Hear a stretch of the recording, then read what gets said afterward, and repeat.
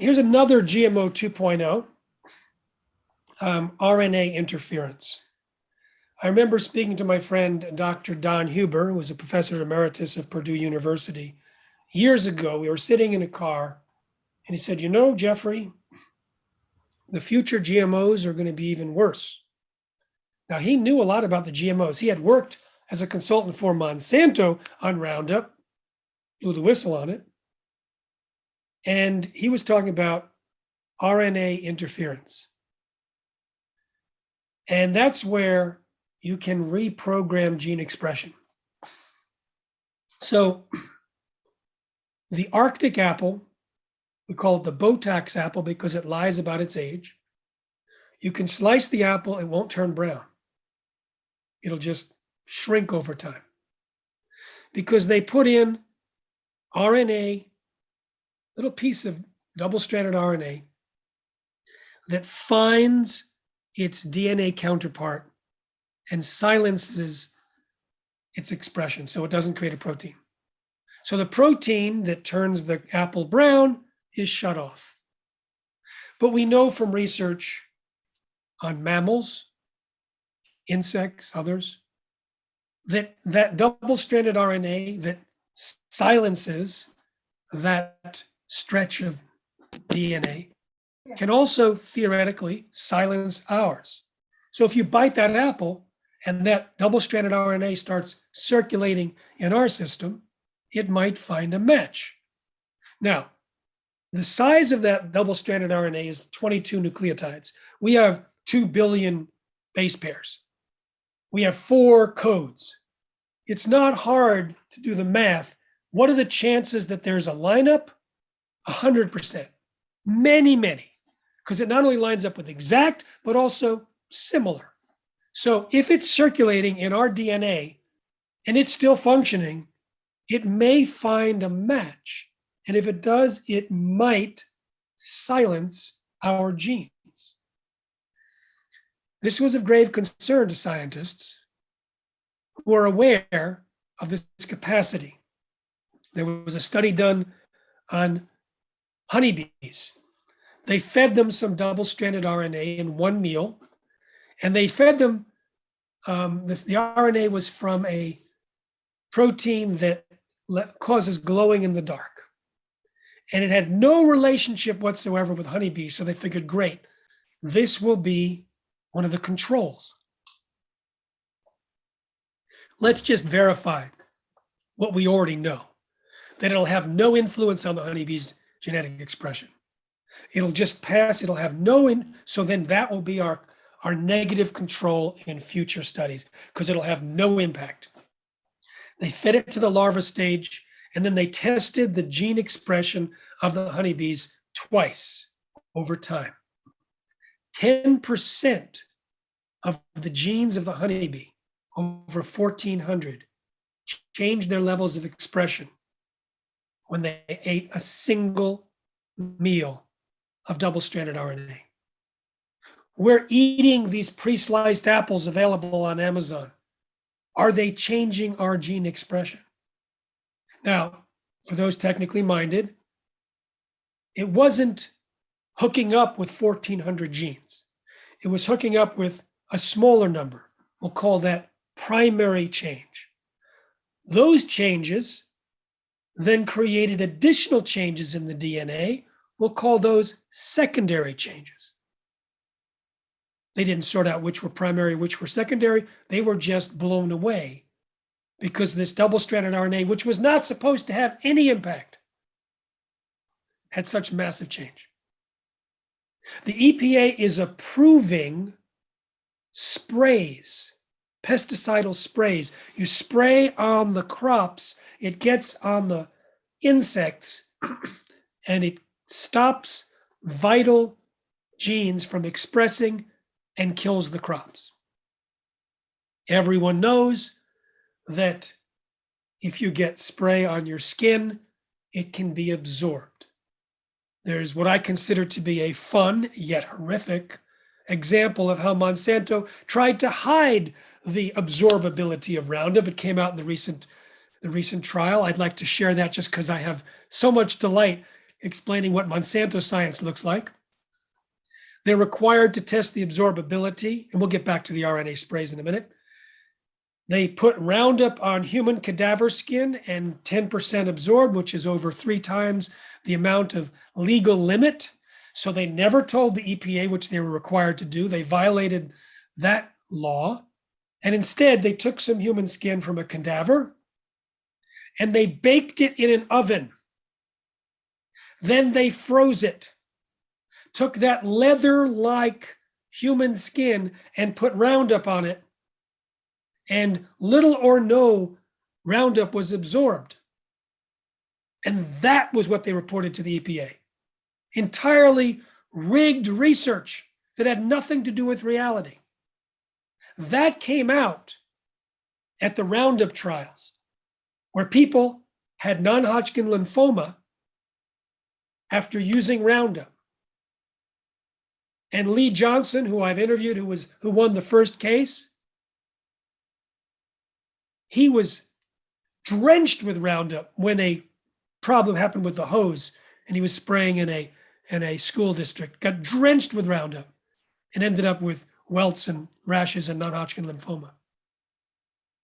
So now we have an RNAi spray that could theoretically get into plants, insects, birds, mice, and people who are spraying, and might change their DNA expression. I remember interviewing a former USDA scientist who actually basically got pushed out of the USDA because he published a paper saying we don't have the ability to properly assess the safety of RNA interference because it could influence all these different non-target species. He was talking about the non-target species of insects or animals. And I said, but aren't we an on-target species? He said, oh yeah. So that's another GMO 2.0 that we need to address. The Department of Defense has another one called HEGAs, and that's creating bees that deposit genetically engineered viruses into crops so that the genetic engineering is in the field. I hope I'm not disturbing. So these are some examples of what we're faced with, but I actually feel like our way into this through the pandemic lens, through the microbiome, we're going to be educating the population and the lawmakers to actually take back control of the gene pool. It's always fun to expose Monsanto because when people realize the blatant way that they manipulate science and lie to regulators, it does the heavy lifting for us because they're the ones trying to say, oh, no, everything is safe and easy and protected. Gene editing's fine. Look the other way, squirrel. So they're doing that. And we're saying, this is the same company that when they hired a consultant in Anniston, Alabama, outside their PCB factory, the consultant put fish in the local brook, and within 10 seconds, they shed their skin, floated to the top, and spurted blood. And the response by Monsanto was nothing. In fact, they wrote in a memo, we can't afford to lose $1 of business, even though they were poisoning the people in the town. This is the same company that's in charge of the gene pool if we allow their genetics to go forward. They were bought by Bayer. So we are framing the truth in a way that people can understand to drive change. We have driven behavior change among consumers. Now we are also driving new laws. So let me finish up by giving this understanding. I think as I've traveled around the world, I've seen an epidemic of passing on responsibility to others. I remember talking to a member of a government or regulatory agency in a particular country, and he said, we don't have to test GMOs because the FDA does it. No, he said, your FDA does it. And I pointed out that the FDA does not test GMOs. In fact, they don't require any testing whatsoever. They say that people like Monsanto, companies like Monsanto, can determine on their own if the GMOs are safe. And here's how Monsanto tests. So the person was shocked. But this concept of othering, giving others the responsibility, is built into our educational systems. It's built into the way the media and the government have been operating, this sense that it's not my responsibility. It creates a sense of personal depletion, lack of sovereignty, lack of responsibility.